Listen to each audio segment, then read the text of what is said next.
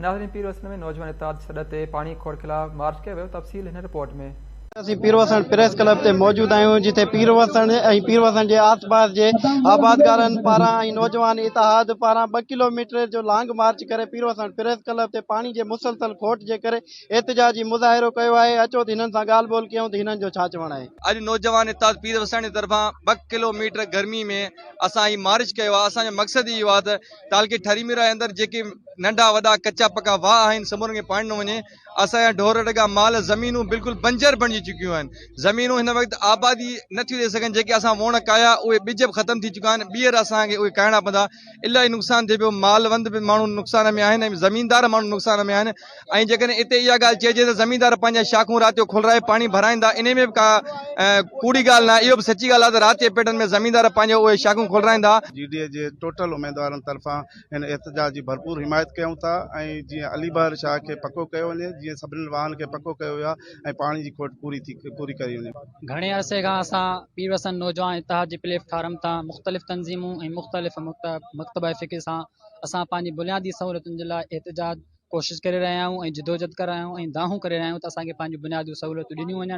हुजण त हीअं घुरिजे हा त असांखे बुनियादी सहूलियतूं ॾिनियूं वञनि, पर ज़ुल्म इन हद ताईं पहुतो आहे जो पाणी जेको समूरनि साह वारनि जो जियापे जो दारो मदार आहे उन ते उहो पाणी बि असां सिंध वारनि खां खसि वियो आहे। जेकॾहिं उहो पाणी न वियो त सिंध वारा पंहिंजे मथां कफ़न ॿधी करे ऐं पंहिंजे पाणीअ जी जिदोजहद ऐं कोशिशि ऐं हासिलात जे लाइ निकिरी पवंदा। पोइ हुक्मराननि खे निंडूं हराम थी वेंदियूं। त सदायती सबका बुख न पासे का जे ही ते ही ज़ात जी जुम्बश न आहे जाए मूसां हले सा जेका जीअ मिठो न करे।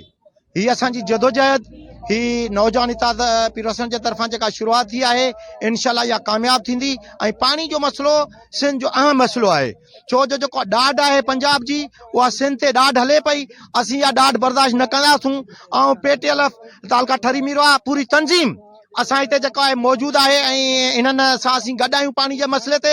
ऐं मां आला इख़्तियारनि खे गुज़ारिश कंदुसि जेको असांजो पाणी जो मसइलो आहे उहो हल कयो वञे ऐं जेको अमीर वाह खे फैज़गंज खे हर वाह खे तक़रीबन सभिनीनि पाणी वाहन खे जेको आहे पाणी ॾिनो वञे। वॾे में वॾो असर इहो आहे जो सिंध में पाणी जी हथरादू खोट पैदा कई वई आहे। जेको जिते ॾाढो आहे उहो उते पाणी चोरी कयूं वेठो आहे। नतीजो इहो थो निकिरे जो पुछड़ी जा जेके आबादगार आहिनि उहे मुआशी तौर ते कंगाल थी विया आहिनि। ऐं हालत वॾी ॻाल्हि इहा आहे त जेका वॾी में वॾी तबाही आहे उहा इहा जेका सिंध जी डेल्टा तबाह थी वई आहे, तमर जा ॿेला तबाह थी विया आहिनि ऐं प्लस में जेके जर खारा थी विया आहिनि। पीअण जो पाणी न आहे। थर काछो ऐं कोहिस्तान में हालत इहा आहे जो उते गुसल खे मयत खे गुसल ॾियण लाइ पाणी न आहिनि। नाज़रीन, तव्हां हिननि जूं ॻाल्हियूं ॿुधियूं। हिननि मुतालबो कयो आहे त जेकी पाणी जी मुसलसल खोट आहे इन खे ख़तमु करे जेके आबाद ज़मीनूं आहिनि उन्हनि खे बंजर बणाइण खां बचायो वञे। कैमरामैन हाजी अली अकबर ज़रदारी सां फयाज़ अली ज़रदारी, KTN न्यूज़, पीरवसन।